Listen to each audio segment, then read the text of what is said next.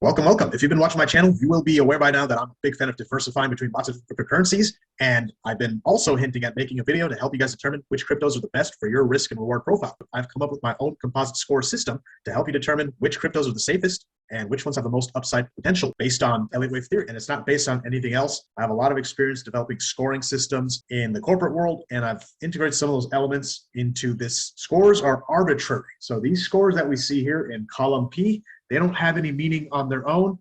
They are meant to be compared to one another. So it doesn't mean one crypto is 7.4 or 5.8, anything. There's no units. And of course, this video is to explain how the scoring system works because there is some nuance to it. There is some complexity. However, I will be producing plenty more videos that go over the individual cryptos analysis, how I got to the score I got to, and how each of the cryptos compares, and even some insight into what I'll be buying. So without any further delay, we're going to go over high level what this is all about. So this is, of course, an Excel spreadsheet, and I've got my scores broken out over here. You got your total composite score, the max gains, and the risk safety score. The return projections are based on targets that we have to the upside, whereas the strength of pattern or the risk is based on the structure that we have set up. We have our total score at the top. That is the composite score, the overall score, and it is made up of our return projections, what we call the max gain score, and the strength of pattern, the risk score. So you got your reward on one side and your risk.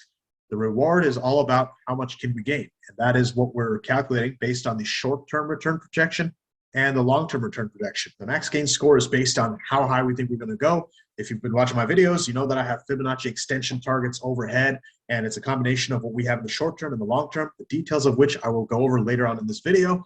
The confluences, of course, are based on how many Fibonacci extensions align with that particular target that we have. So that's something else that we'll go in details with, but the more, the merrier. If you just have one, it is deducted and the score is normalized. The other side of it is the risk side of the coin. The risk score is based on, number one, the history, which is how long has the crypto been around, and the structure. Obviously, an impulsive 1-2 setup is your best, most bullish setup. A 3-4 setup for a fifth wave up isn't bad. Something like a diagonal is a little less dependable. If you have something corrective, that's still could be bullish, but not as good as having a full-on impulse. So these are all scored and normalized against each other. Based on the history and the structure, it gives you a decent idea of how safe that crypto will be to invest in.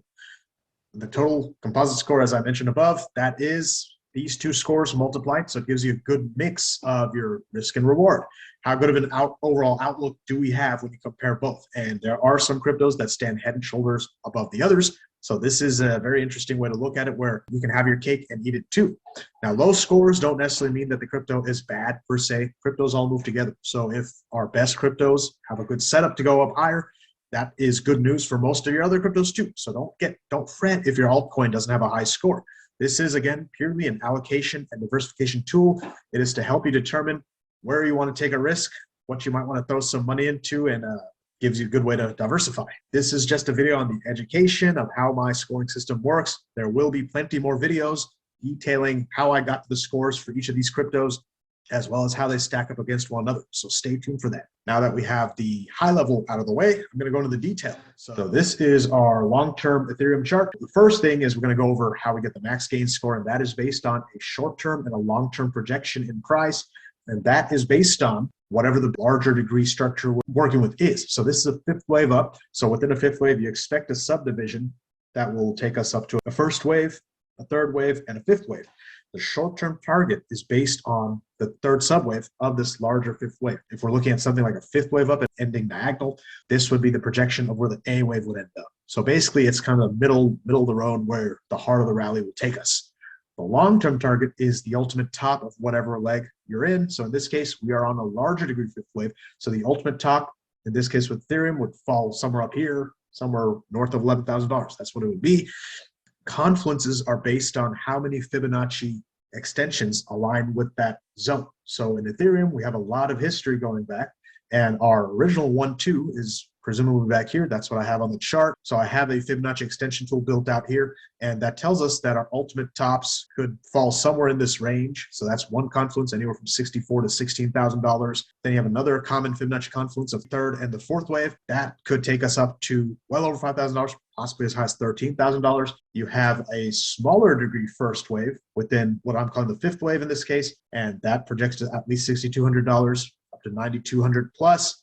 And then you have the larger 3, 4 from here, which also projects quite high. This projects well over 7,600 up to $18,970. That's a pretty high confluence. So the bottom line is we have several confluences that take us up into this zone somewhere between $9,000 and possibly $16,000. There are 4 confluences here. So this gets a confluence score of 4, which works into the metric later on down the line. The max gains score takes our short-term and our long-term returns, not targets, but returns. So it could be a 3x return, 4x return, whatever it is. If you have a 3x and 6x return, 4.5x would be your average return. That's what that is. Multiply that times the confluence, which in this case we have 4.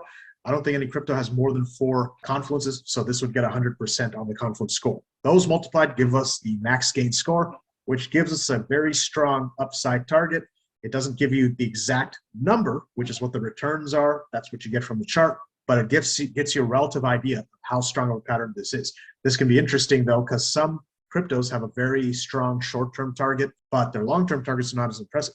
Other ones are the other way around. So it all depends on what crypto you have. The strength of pattern is our risk metric. So that is based on the history and the structure. History is relatively straightforward. And that is based on how long the crypto has been around. So in this case, it's Ethereum. This chart goes all the way back to about August of 2015, something like that. Now, I understand that a lot of these coins have been around longer than my chart goes back. But at the end of the day, my chart has the analysis, and the analysis is based on what I see on the chart. So I understand some of these may not be perfectly accurate, but within the cryptos I'm analyzing, Bitcoin is the oldest. So therefore, Bitcoin gets perfect 1.0. Everything else is normalized against Bitcoin. So if something is half as old as Bitcoin, the chart goes only half as far back, it gets to 0.5 or 50%. So that would be a deduction. And that's important because, as I've harped in many of my videos, history matters. More information is better to make a better target projection. And finally, we have our structure. So as I mentioned, impulsive setups are the best. To see a good 1-2 setup in impulsive form, I'm going to shift over to Polkadot. And here you can clearly see that we have a 1-2 and a 1-2, possibly a 1-2 back here.